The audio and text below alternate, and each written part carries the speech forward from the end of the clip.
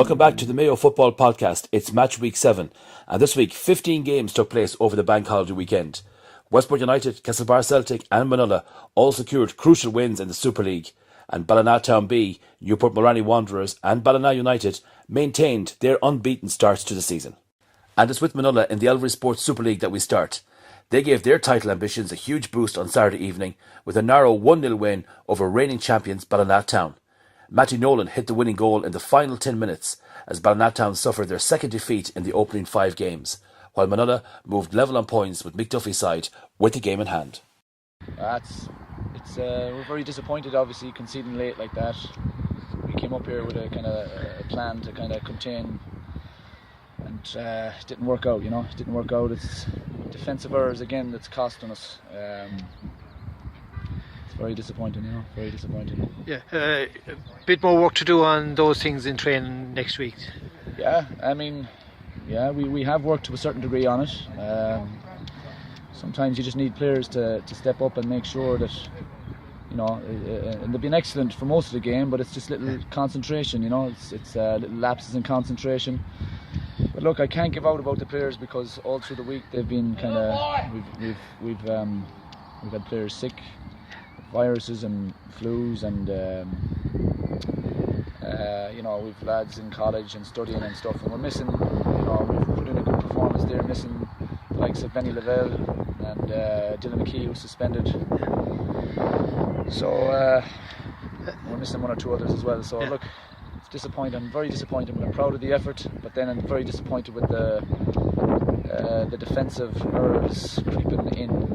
From not necessarily the young lads, but maybe experienced and young. It's kind of we're all together here, and we need to just go away and address it as a team and as a coaching staff, and just see if we can improve for the next game. That's all we can do.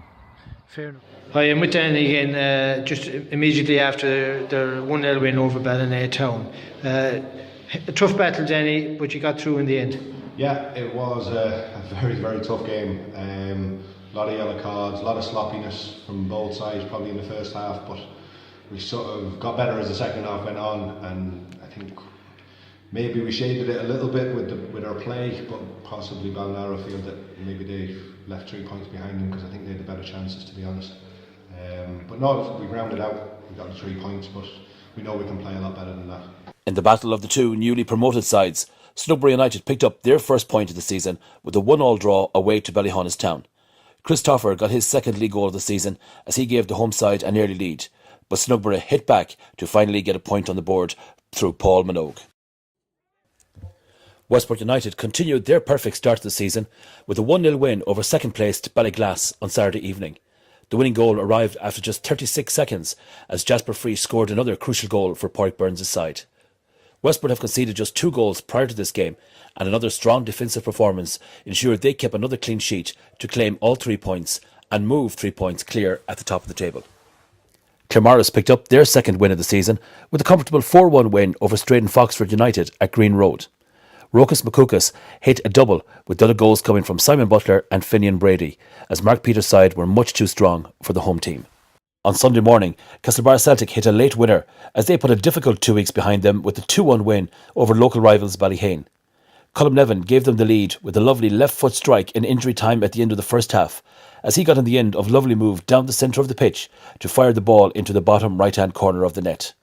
Ballyhane put on a very strong second half and deservedly got an equaliser with 6 minutes remaining as Jarlath O'Malley struck after Castlebar Celtic failed to clear a Ballyhane corner. Celtic though looked dangerous in the last few minutes and they got the winner as Martin Walsh slotted home from the edge of the area after some good work by Jordan Loftus on the left wing. In the Elvery Sports Super League, Kilchimanock United notched up their 4th win in a row with a 2-1 win over Con Rangers at Mount Falcon. Christy Conlon set up Dara Hanlon to give Kilchimanock the lead on 35 minutes, but Con Rangers levelled matters minutes after the break as Conor Flynn equalised for the home side. The winning goal arrived soon after as Stephen Collins headed home a corner at the back post to move Aidan Flatley's side back into the promotion spots. Bangor Hibs were within minutes of recording their first win of the season in Ballybeg Park on Saturday evening as Glenhest Rovers struck late to earn a share of the points. Bangor welcomed Brian McHale back into the side, and he was on the score sheet after just 5 minutes when he converted a penalty after Glenhest were penalised for a handball in the area. Just when it looked like Bangor had done enough to claim all 3 points, Glenhest got a deserved equaliser as Sean Mulcrone bundled the ball over the line when Hibs failed to clear a corner. Ballina Town maintained their 100% start to the season with a 6-3 win over Erris Ainthia in a thrilling match on Sunday afternoon. Ballina were dominant in the opening half and raced into a 4-goal lead within the opening half hour. Luke Honan was the creator of the first as he found Ryan Morden in space, and the winger made no mistake when he drilled the ball home. Honan and Stephen Moyles played a key role in the second as Shane Diveris calmly slipped it past the keeper to double their lead. Dale Hopkins then got his first of the day as he headed home across from Eric Eaton before Diveris made it 4 on 29 minutes. Erris pulled a goal back before the break and then added another shortly after half-time. The next goal was always going to be crucial, and it was Hopkins who delivered for the home team as he finished from a tight angle after he got on the end of a through ball from Stephen Moyles. Erris, to their credit, didn't give up and pulled another goal back, but Hopkins would have the final say as he completed his hat-trick when he chased down a back pass and won the duel with the keeper before walking the ball into the empty net. Dahi Cosgrove scored twice and Pete MacArthur scored the other for Erris. Swinford produced another strong second-half performance as they recorded a 4-0 win over Achill Rovers at James McAvady Park on Saturday evening. They went in a goal up at the break, but hit 3 second-half goals as their excellent home form continued, where they have 3 wins from the 3 and are yet to concede a goal. Their second came from James Kilroy, who was on the end of a great 3-man move, including Callum Cairns and Richie Dalton. Their third came when a Peter McNicholas free kick was initially saved by Michael English in the Achill goal, but the follow-up was tapped in by Richie Dalton. And it was Dalton who capped a man-of-the-match performance when he grabbed his second and Swinford's fourth. In the Clean Sports Ground League 1, Westport United B put in another impressive performance as they recorded a 2-0 win over an unbeaten Killala side at United Park on Sunday afternoon. Both sides had good chances earlier on, but went in level at the break. In the second half, Colin McDonough and Luke Dawson were on target for Micheál Gibbons' side, as they returned to the top of the table, where they lie level on points with Killala. Parkthray Athletic kept in touch with the teams above them with a hard-fought 3-0 win over Claremorris B. Jonathan Lawrence had them ahead at the break, but had to wait until the final few minutes to seal the points when Dylan Sweeney and Chris Boschel scored later on after Claremorris had also missed a penalty with 15 minutes remaining. Ballyglass B moved off the bottom of the table with an important 5-1 win over Castlebar Celtic B, who are now 6 points away from safety in the relegation zone. The win moves Ballyglass above Celtic as they battle to stay in touch with the teams above them. Brian Martin scored twice, with other goals coming from John Walsh, Harry Freeney and Michael Flannery. In the Caldergas League 2, Newport Morani Wanderers moved to the top of the division with another 1-0 win, this time over Kilchimon United B at CMS Park. They had to wait until the 67th minute to break the deadlock when Adrian Graylis hit the winner for the recently formed side. Ballivary Blue Bombers' poor start to the season continued as they fell to a 3-0 defeat to Snowborough United B.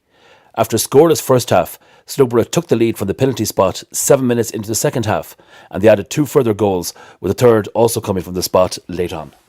In the Sunday afternoon game, Shane Maughan hit his second half hat-trick as tin-man Ballina United had a 4-0 win over Kilmore. Martin Delaney had given United an early lead before he was dismissed with an hour to go, but Maughan made an instant impact on his return from injury with 3 second half goals to move Ballina level on points with Newport Morani Wanderers at the top of the table. And that's it, all the action from Week 7. Don't forget to join us for our weekend preview on Midwest Radio every Saturday at 1:20, just after the 1 o'clock news. And finally, don't forget to like, share or comment, and we'll see you again next week.